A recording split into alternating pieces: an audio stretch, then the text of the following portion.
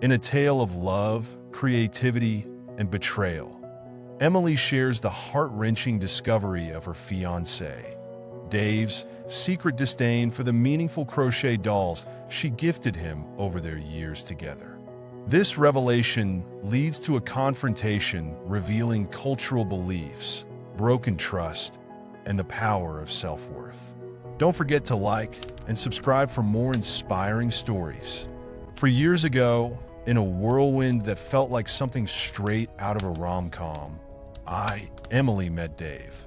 Our story began in the most unexpected place, a cozy little coffee shop downtown, where I was trying to master the art of crochet while sipping on my third cappuccino. Dave walked in, his presence commanding the room, yet his smile was as warm as the autumn sun. Our eyes met, and the rest, as they say, was history. He was 23, a beacon of confidence and stability, while I, at 18, was still navigating my path, my heart full of dreams and my hands full of yarn. Fast forward to the present, and here we were, celebrating another year of his life just a few days ago. Birthdays had always posed a challenge for me, especially when it came to Dave. With him being more financially stable and me saving every penny for my post-graduation degree, I had to get creative with my gifts. I've always had a knack for arts and DIY projects, and Dave seemed to appreciate my homemade efforts, particularly my crochet work. So, for every birthday since we started dating, I crocheted something special for him.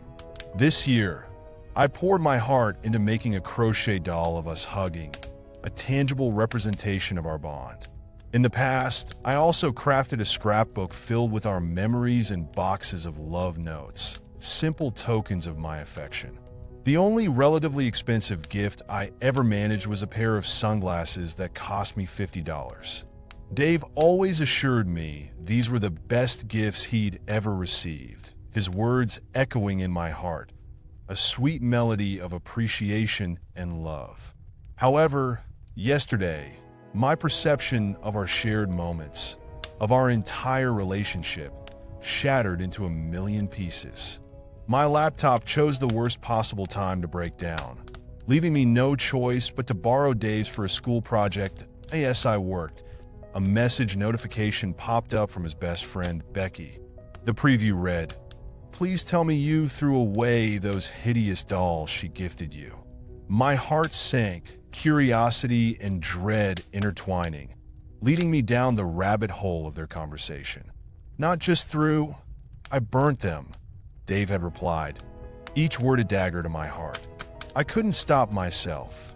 I scrolled through their exchanges, each message a testament to their mockery of my efforts. David called me cheap and a grandma, scoffing at the idea of anyone in our generation appreciating crochet.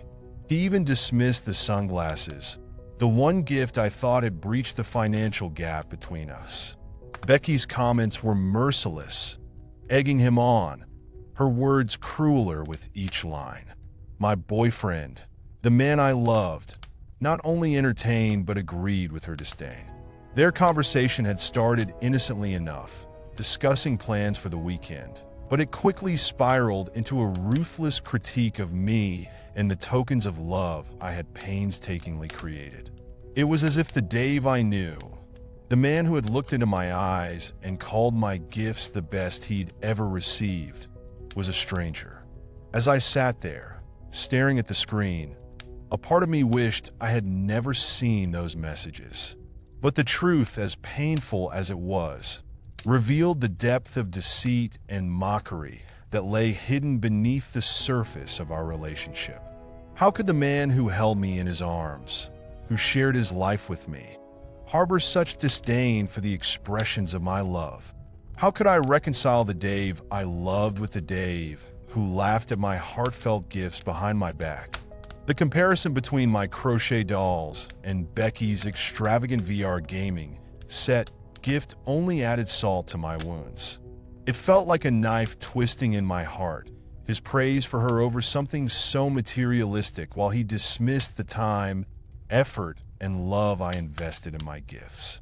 The confrontation was inevitable. The moment had arrived for me to hold Dave accountable, to demand an explanation for the pain he caused. My heart pounded as I approached him, the words I had rehearsed tumbling out in a mix of anger and disbelief. "You burn my dolls? Didn't you even read the notes attached to them?" The shock in his eyes was evident, but it was nothing compared to the storm brewing inside me. "Han, what?" he began, but I cut him off, my voice shaking with emotion. "Pray to God it doesn't start making things go wrong for you. By burning the dolls, you destroyed their protection and activated the curse. May God help you." I watched, a bitter sense of satisfaction mixed with sorrow as Dave's face drained of color, his usual composure crumbling under the weight of his superstitions and my words. In my culture, the dolls I crafted each year for Dave were more than mere tokens of affection. They were talismans, imbued with intentions of protection and prosperity. Each doll had a specific purpose, one for his health, another for his wealth, one for the well-being of his family, and the last to safeguard our relationship. These details, these crucial elements of their significance, were all meticulously outlined in the notes that accompanied each gift. By burning them, Dave had not only disrespected our love, but also dismantled the very essence of their meaning. As I laid bare the gravity of his actions, explaining how each doll was a guardian of different aspects of his life, I saw the realization dawn on him. The fear in his eyes was palpable, a stark contrast to the dismissive attitude he had previously shown. Dave was deeply superstitious, and the thought of having inadvertently cursed himself by destroying the dolls was more than he could bear.